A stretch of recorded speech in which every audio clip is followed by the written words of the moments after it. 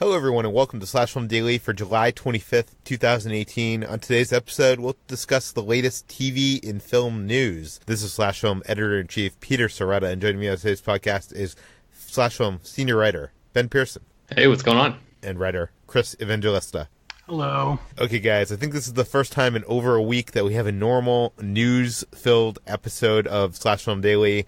So I guess let's just jump into it. Let's start off with Mission Impossible Fallout. It turns out this is the most expensive edition of the Mission Impossible franchise. Ben, you wrote this up for the site. What do we know? Yeah, so when Tom Cruise broke his ankle filming a stunt for Mission Impossible Fallout, which is the new movie that comes out this weekend, the production had to shut down for several weeks, and that hiatus ended up making this movie the most expensive Mission Impossible movie yet. Apparently, the film's budget is now around $250 million, largely because of that hiatus break that they had to take there, and according to The Hollywood Reporter, the reason for the I guess addition is that the biggest added cost for Fallout was paying the cast and crew for the 8-week hiatus so they wouldn't take another job. So it's not like they did costly reshoots or anything, which is often what we hear about when movies take big hiatuses like this. So that didn't happen, but yeah, just the idea that their key star during an injury that happened on the set having to necessitate this shutdown means that the budget boosted pretty high. So I guess insurance is going to be covering a good percentage of this because, like I said, this happened on set. It was during the production. So, but even offsetting the insurance's, contributions to how this whole thing is going to shake out, the total is going to be closer to somewhere like 180 million, and even that is still more expensive than Rogue Nation and all of the other movies in the Mission Impossible franchise. Yeah, to give you an idea, $250 million is a lot. Avatar, which was made in 2009 at this point, was made for $237 million, so less money than Mission Impossible Fallout. But yeah, taking out all that, what did you say it went down to, 180? Yeah, approximately 180 is the reported budget according to a source who spoke with Hollywood Reporter. So that's like on par with like Guardians of the Galaxy Volume 2. So that's still a lot of money. But let's move on. Speaking of Marvel movies, let's move on to Ant-Man and the Wasp. It turns out that film was originally going to have a Captain America cameo. Chris, tell us about it. So according to director Peyton Reed, there was originally a plan for Luis, the character played by Michael Pena, to retell, the events of the famous tarmac fight in Captain America's Civil War. And during, that whole, if you've seen the Ant-Man movies, these scenes play out where Michael Pena is talking very fast, and we get to see recreations of things that already happened with his voice coming out of other actors' mouths, and it's very funny. And according to Peyton Reed, they were going to have one of these moments with Chris Evans as Captain America. But in the end, they decided to cut it because they wanted Ant-Man and the Wasp to be its own standalone thing, which I know. It makes sense, but I really wish this had happened because I'm sure it would have been very funny. Yeah, I need more stories from Luis in this movie. It is interesting that first Ant-Man movie, Edgar Wright split from Marvel because of, creative differences. And a lot of those creative differences had to do with Marvel wanting to tie it in to the MCU further by having like cameos and character appearances. And it just seems like this time around, it was all about making it standalone. But yeah. Anyways, let's move on to our next topic, which is a research team has claimed to have discovered the formula for box office success. So apparently, there's an algorithm out there that can guarantee studios make their money back. Ben, we should be investing in this, right? I mean, I feel like if it was that simple, Hollywood would have already figured this out. But some researchers at the University of Birmingham in the UK, a professor of behavioral economics and data science specifically, led this effort to categorize over 6,000 movie scripts using algorithms into 6 defined types of emotional stories. And you can read, I broke it down on this in this article that you can find at slashfilm.com, so I'm not going to go through all of it, but basically what they came up with was this man in the hole emotional story, this categorization, which is defined by... Yeah, give us some examples of this. What is the man in the hole? It's basically the fall followed by a rise. So the fall of a character followed by the I guess overcoming of an obstacle from that character, or of that character. They said that The Godfather is like the preeminent example of this.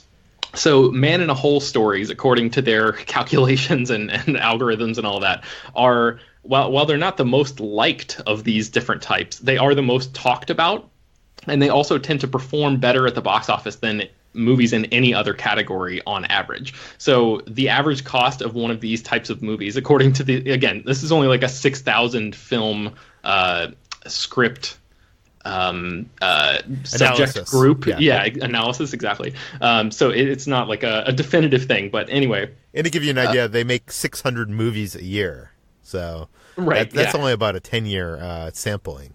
Right. So according to their research, the man in the hole stories the average cost of them is about $40 million to make, but they earn about $54 million on average. So, I mean, to me, like for a few things immediately jumped out at me when I was reading about this. So first of all, movies that cost around $40 million to make, as has been exhaustively detailed over the past 10 or 15 years, are increasingly rare in Hollywood because the industry has basically turned to making micro-budget movies or huge budget blockbusters for its business model, basically. And then, yes, Ben, of course, if they were following this system, Hollywood could be printing money. They should be making these mid-budget $40 million man in a hole films. Like all next year is just going to be Man in a Hole. Like that's going to be the title of the big film of the year, Man in a Hole. I mean, I would not be surprised if some studio head saw this and was like, let's do it. Let's give it a shot. But I mean, that's the thing, though. The man in the hole categorization, the description of that category, the fall followed by a rise, that's basically the template for storytelling in the Western world. Like a protagonist is wandering around, going about their business. They encounter a challenge and then they overcome that challenge. When you boil it down so hard to its prime degrees like that, these elements, you lose any nuance. It's like you can narrow that down. You can narrow any movie down to. Wait, I need to hear what are some of the other movie categories that make money? Yeah. So they say that rags to riches is one, like the ongoing emotional rise as seen in The Shawshank Redemption. There's one that's the inverse of that, which is riches to rags, which is the ongoing emotional fall, like you see in Psycho. Another one is The Cinderella, which is a rise followed by a fall, followed by a rise, as seen in the movie Babe. So, I mean, there are a couple other ones here. But really, I mean, the idea of like data analyzation to figure out this mystical formula that unlocks the key to Hollywood success is not a new idea. Ryan Kavanaugh, who's the former head of Relativity Media, tried to build an entire studio on the idea of using these, of crunching the numbers to basically predict what kinds of movies audiences are going to like. And yeah, he had a few hits here and there, but Relativity ended up going bankrupt twice. So it's not, it might be tempting to look at this as like a get-rich-quick kind of scheme of like, oh, all we have to do is do this. But, there's so much more that goes into making a movie than just these boilerplate templates like this. This makes me want to look at like the list of the, worst grossing film or, the most disappointing at the box office films of all time and see how many actually fit into this category. Like, right. John Carter, a famous Disney bomb. Wouldn't that fit the man in the hole, I guess, maybe? I think, yeah, probably. But I guess it was made for $264 million instead of $40. That was Disney's mistake, obviously. Yes, of course. Okay, anyways, let's move on to the Coen Brothers, who have apparently re-edited a TV series into a movie. Chris, tell us about that. Yeah, the Coen Brothers last year, it was announced they were doing a Netflix TV series called The Ballad of Buster Scruggs, which is my favorite name to say now. And it was originally going to be a 6-episode anthology for Netflix. Now, it's still coming to Netflix, but instead of being 6 parts, the Coen Brothers have decided to just re-edit it into a film. And this will also be just in time for the Venice Film Festival, where it's going to premiere. So rather than get this in TV format, we're getting it in a film format. And I'm a little conflicted here because, on one level, I'm very excited for a new Coen Brothers movie, but on another level, I was kind of looking forward to the idea of a Coen Brothers TV series. And I'm hoping one day maybe they'll put out like a Blu-ray or something with all the footage they ended up cutting out to get this down into a film. Now, do we know, has this ever happened before? What, a TV show edited into a movie? Yeah. David Lynch technically did that with Mulholland Drive. That was originally a pilot, and he went back and added on it and turned it into a film. So there is that. But I don't know if there's ever been a case where a whole series, a whole season has been edited down into a film. Yeah, it's interesting because I forget what show it was on Netflix, but last year I watched the show. I think it was like a BBC series, and it was like 6 episodes long, and it was a comedy, so it was like 23 minutes an episode. And I binge watched it. I don't even remember what it was, but it ended up being like 2 hours and 20 minutes. And I was like, it's funny that Netflix didn't just like package this together, because it was like one whole story and could have turned it into a movie. But I got, obviously it was directed by different directors. You can't do that. But I don't know. I'm wondering if, why did this happen? Like, why did they decide to release it as a movie instead of a TV series? They really didn't give any specific reason. I mean, maybe it just wasn't working as a TV series. I guess one of the good things about Netflix is people who work for them, the creators who work for them, have a lot of freedom. So maybe while shooting and while editing the series, the Coen Brothers realized this isn't working and let's make it a movie.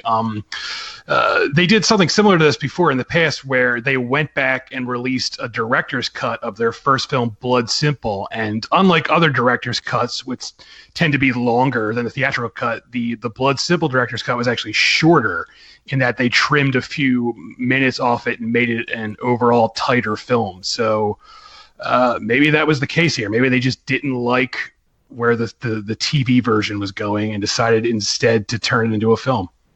Have you ever seen that director's cut with the audio commentary, Chris? The Blood Simple one? Yeah. Yes, I have. It's great. I believe it's the Coen Brothers pretending to be Hollywood executives or something. Yeah, there's like it's they love to just basically mess around with for years they would take credit as like editors they would use like a fictional name as an editor for their films, but it was just them editing it.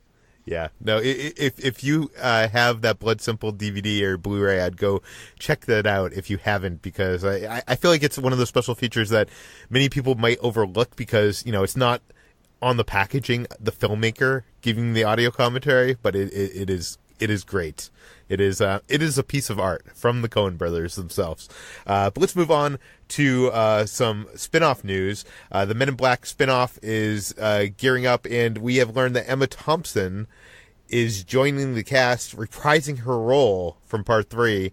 Ben, tell us about it.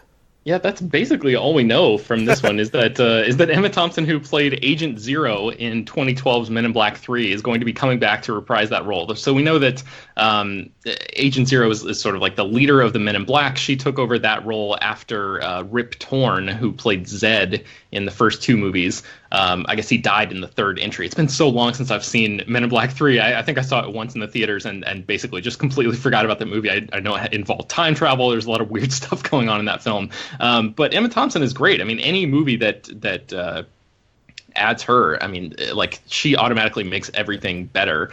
She's an Oscar-winning actress, an Oscar-winning screenwriter. This is, I think, the 2nd time that she will be returning to play the same character in a popular film franchise, because she was also in the Harry Potter movies.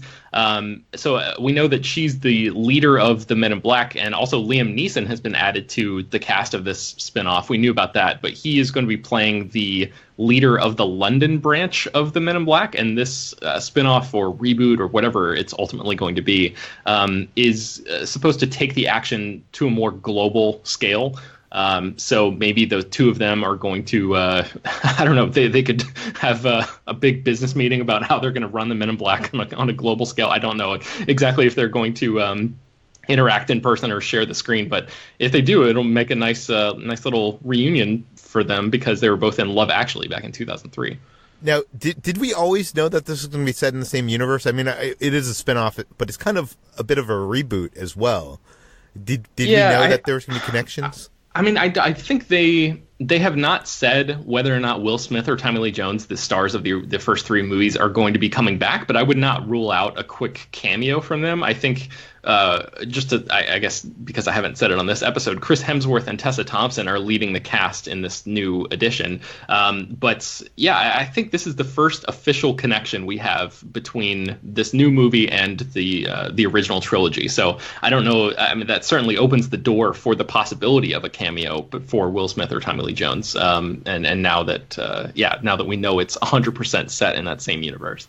I'm going to predict right now that Will Smith appears either in one of the final two scenes of the movie or in an in credits scene. That's my prediction. All right, mark it down. Yeah. Let's move on to Hamilton, which might be headed to the big screen sooner than we think, but not as we had hoped. Chris, tell us about it. Yes. Everyone knows Hamilton. It's a huge hit. It's a Pulitzer Prize winning musical. Everyone knows what it is, even if you don't follow Broadway news. And as is the case with most big musicals, it's only a matter of time before Hollywood comes calling and turns this into a big movie. And we had assumed it would take a while for this, just because the film, the play is still running, and they don't want to, have the movie competing with the play. They want to get as many people at the play as possible. But now comes word there is going to be a film sooner than we thought, but it's not going to be the big Hollywood, remake of the play. Instead, right before Lin-Manuel Miranda, the creator and original star of Hamilton, left, the original cast, along with pretty much all the original cast started to leave in 2016. They recorded a live performance with the entire original Broadway cast doing the play from beginning to end. And at the time that was recorded, no one knew when or where that was going to pop up. We just knew it was being recorded for posterity. But now word has it that pretty much every studio in Hollywood is in a bidding war trying to get the rights to this, with the intention to release it in either 2020 or 2021 in theaters. And it'll only cost you $200 a ticket for front row. Or you can enter that lottery to go to your local AMC and see it for free. I'm kidding. I'm joking. Yes, and the story came from the Wall Street Journal, and the word is that the rights to this could sell for up to $50 million, which is a lot of money for which is essentially a recorded play. Like, that's a huge amount of money, but obviously everyone wants a piece of Hamilton. That's insane, but I know Hamilton is touring right now, but a lot of people have not gotten the chance to see it unless they traveled, to New York, LA, any of the big cities that have gotten it. And even then, tickets were not the easiest or cheapest to come by. So, I know this is good because it'll bring this play to the masses, but I think what I'm waiting for is the big screen adaptation of Hamilton. Do you think releasing the play in theaters, and especially on this scale of, they're hoping to at least, if they're selling it for $50 million, they're hoping to at least make $150 million at the box office with this, or it's you break even because theaters take upwards of 50%. Do you think releasing the play in theaters will prevent us from ever getting an actual narrative adaptation of Hamilton in theaters? No, I think it's pretty much a given that that's going to happen. One of the stipulations in this sale is that whoever buys it, they can't release it until 2020 or 2021, and that's very specific because they want the play to have I guess a last hurrah before they unveil it to everyone. But the Hamilton is a money making machine, and I don't think that's going to stop anytime soon. And but you think if tons of people go to see this, if this makes $300 million at the domestic box office, do you think studios are still going to be jumping to make that non-stage version of that for the silver screen? I do, because I also think there's going to be like a weird stigma with this where people are going to be like, ugh, I don't want to go see a filmed play. I want to see a movie. So I feel like there is going to be an audience out there who would rather see the Hollywood version. I mean, we might not get it for many years. Like, the Hollywood version of Les Miserables took a long time.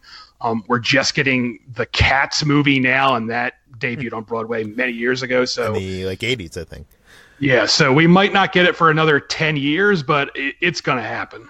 And like Wicked, I think, has been in development, a Wicked movie, for a long, long time, and that one still hasn't come to the big screen yet. Yeah, and this isn't the first time that this has happened. Obviously, Fathom events have often brought stage musicals to the big screen for one-night events that are priced at a higher ticket price. But it sounds like this would be a wide release, bringing Hamilton to the masses. Let's move on, though, to Enter the Dragon. Turns out they're trying to remake this one as well with Deadpool 2 director David Leitch. Ben, tell us about it. Yeah, so directors like Spike Lee and Brett Ratner over the years have tried to remake Enter the Dragon, but it seems like David Leitch, who just directed Deadpool 2 and Atomic Blonde, is the latest director to potentially give it a shot. So I think from this report from Deadline, they don't have a writer attached to this yet, but Leitch, who also directed or co-directed the first John Wick movie, and he was a stunt guy. He's also directing Hobbs and Shaw, which is the first Fast and Furious spin-off movie. He is now attached to direct this film. So, I mean, he's obviously a guy who knows a lot about fight sequences and stunt choreography and stuff like that. So he makes a certain amount of sense for an Enter the Dragon remake. I know that a lot of people probably think that the idea of remaking Enter the Dragon, which is like a 1973 Bruce Lee martial arts movie, might seem like a sacrilegious idea, but I haven't seen the movie in a long, long time. But from what I remember of it, it's basically just like a martial arts competition movie, and we've seen so many of those over the years that it almost feels like this movie has been remade anyway. Chris, I think when this came up, you said something about how Bruce Lee was the reason that this movie succeeds, right? Yeah, it's a weird idea to me. I mean, like you said, this idea has essentially been remade before. I mean, the Mortal Kombat movie is pretty much a remake of this idea, but it just feels wrong to call it Enter the Dragon. Like, I get why they would do that because it has, brand recognition, and that's all anyone cares about. But it just feels wrong because it just feels like that belongs so entirely to Bruce Lee and his legacy. Like, I'm all for a martial arts movie directed by David Leitch because that guy is great at directing action, but just call it something else. You can still have dragon in the title. Just call it something else. Yeah, it's interesting because when I was doing some research for this article, I saw that Kurt Sutter, who is the creator of the FX show Sons of Anarchy, was actually looking to make an Enter the Dragon remake, his directorial debut back in 2009. So this is like almost 10 years ago. And that version of the movie would have been called Awaken the Dragon. And it would have starred Rain, the Korean pop star who was in movies like Ninja Assassin. He was like a big deal for 1 second in the late 2000s. But yeah, we don't know anything about a title for this one or a plot or how, if it's going to be more of a sequel or a remake, a traditional remake, or set in the same universe or any of that stuff. So yeah, maybe he'll take that a page from Kurt Sutter's playbook and call it Awaken the Dragon. See, I'm not a huge Bruce Lee fan. I just never got into the martial arts world. By the way, it was weird seeing on the Comic-Con show floor one of the big exclusives that everybody was reselling was like a gold Bruce Lee Funko Pop that everybody was trying to flip. But I don't know. So to me, I don't believe it's like sacrilegious to remake Enter the Dragon. Just to me, it just seems like, what's the point if you don't have Bruce Lee? Like that is the whole thing about that movie is Bruce Lee. And if you don't have a martial arts star of his caliber, what is the point? Right. Yeah. I mean, maybe it's going to be a launch pad for a new sort of up and coming person. Leach, like I said, he used to be a stuntman, so he probably knows a lot of people in that world who haven't gotten the shot at stardom that maybe he might be able to provide for them. So I don't know. That's a very valid question, Peter. We'll have to see what they do with casting for this one. Okay, let's move on to our last and final story. This is something that hit last week while we were at Comic-Con and Ben was covering while we were all in San Diego, and that is that they are rebooting Buffy the Vampire Slayer with a black lead and with Joss Whedon involved. Ben, tell us about it. Yeah, so Monica Usuwu-Breen, if that's not how you pronounce your name, Monica, I apologize. She's the creator of a show called Midnight Texas, is going to serve as a writer, executive producer, and the showrunner of a Buffy the Vampire Slayer reboot TV series. So Joss Whedon is also on board as an executive producer. Whedon, who created the Buffy movie and the long-running original TV show that was on, I think it was on the WB and UPN back in the day. This show ran from 1997 to 2003, and it starred Sarah Michelle Gellar. We don't really know much about the show other than that the new version will feature a black female lead. It's in development right now, and the show is going to be pitched around to a bunch of different networks this summer. There's no official script yet, but the reboot is said to be contemporary, building on the mythology of the original. So again, there's potentially the door is open for cameos and things like that from previous cast members. Joss Whedon just recently signed a deal to write, direct, and be the showrunner of a new HBO show called The Nevers. But according to Deadline, he will definitely be creatively involved with this Buffy reboot, and he's already working with Monica Usuwu-Breen on bringing it to life right now. Now, were either of you big fans of the Buffy the Vampire series? I was a huge fan, and I still am. So how do you feel about this, Chris, being a huge fan? It's weird. When it was announced, I was like, wow, that's surprising, but I don't have any problem with the idea. And then Candace Frederick wrote an article for us about how the title of the article is "Talent of Color Do Not Need a White TV Show and Film Hand-Me-Downs." And I hadn't even considered that, but that's a pretty interesting point that, why just reboot this? Why not create something new for a black female lead? But I don't know. It's weird because I'm a big Buffy fan, and I know Joss Whedon has sort of fallen out of favor due to some really terrible personal decisions he's made. But I think that show holds up.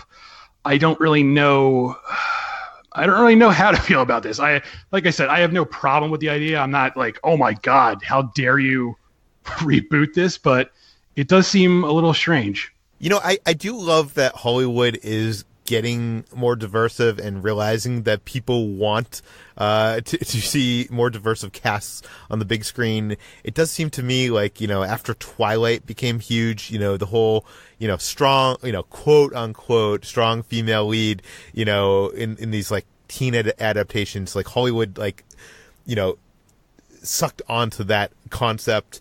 And, it's obviously, Wonder Woman is helping facilitate, Hollywood to greenlight more movies that have female lead characters and even like superhero roles. And now with like the success of Black Panther, I feel like everybody's like, oh, there's another market that we have not been, catering to. People actually want to see that kind of person in the forefront of this kind of show. I just wish it wasn't so icky the way that they just realized like, oh, there's a marketplace there. Like it should just be more organic. I'm not saying that there shouldn't be a reboot of Buffy the Vampire Slayer, but like I think I'm basically agreeing with what Candace and Chris said. That why not come up with why not find a black female actress that you believe in, and create a show around them, an original show.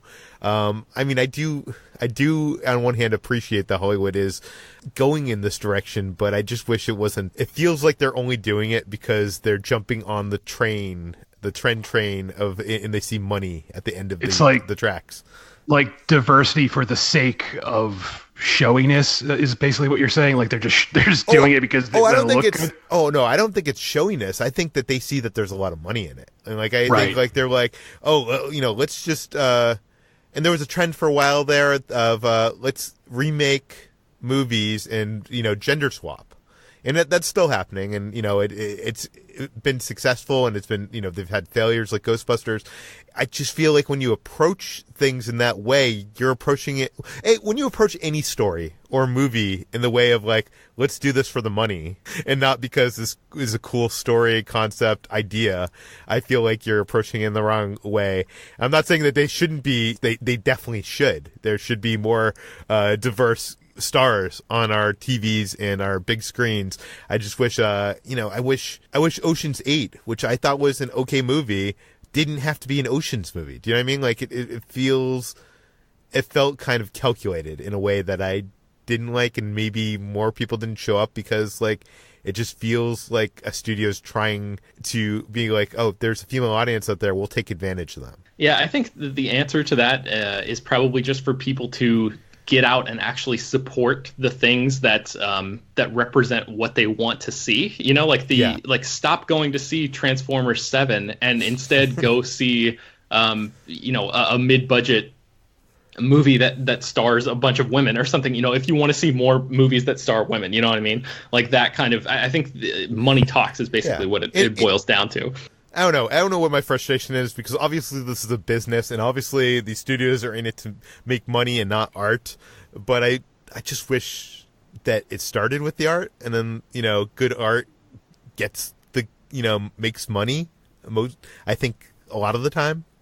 I don't know. Maybe that's too optimistic. But well, I think we just have to put our hopes in the people who are actually in the trenches making this stuff and hoping that they can smuggle some of the art into the commerce, right? Like that's the big hope, I think, is things, even if they look like cash grabs, maybe they'll always turn out better than we think, because they may not have been greenlit based on the great creative original idea, but maybe those things can be applied to the template afterwards. Yeah. One last question for you, Chris. Since you were a fan of the original Buffy and Joss Whedon is going to be involved in this, are you more excited because he's involved, or would you be more excited to have some hip upcoming showrunner involved in this? That's conflicting too, because like I said, I know Joss Whedon is pretty much canceled now, as the kids say, based on his personal stuff. But I do think he's a good writer. I do think his work on Buffy is great. But I also feel like if this is a Buffy for a new generation, he probably shouldn't be involved. It should be someone completely new, someone taking it in a new direction, because I don't know. I feel like the way to approach this is not so much as a reboot, just have this new character just be another Slayer. Like, don't call it Buffy the Vampire Slayer, because on the show Buffy, like the final season, they introduced basically like hundreds and hundreds of Slayers. So, why not make this like a spin-off instead of just calling it Buffy? But I don't know. I'm guessing that's what they're going to do, but maybe I'm wrong. I don't know how you would involve cameos from, the Buffy mainstays if this was, if you're rebooting Buffy in that way. But we'll have to see. We'll keep an eye out on this. I will link to Candace's piece in the show notes, and all the stories we talked about today will be linked in the show notes. Chris, where can people find more of your work online? I'm at slashfilm.com, and I'm on Twitter at Evangelista413. Ben, where can we find you? I am also at slashfilm.com. You can find me on Twitter at Ben Pears. You can find me on all social media at /film. This podcast, /film Daily, is published every weekday on iTunes, Google Play, Overcast, Spotify, all the popular podcast apps. Please feel free to send us your feedback, questions, comments, concerns to Peter at /film.com. And please go rate and review this podcast on iTunes. Tell your friends, spread the word, and we'll see you tomorrow.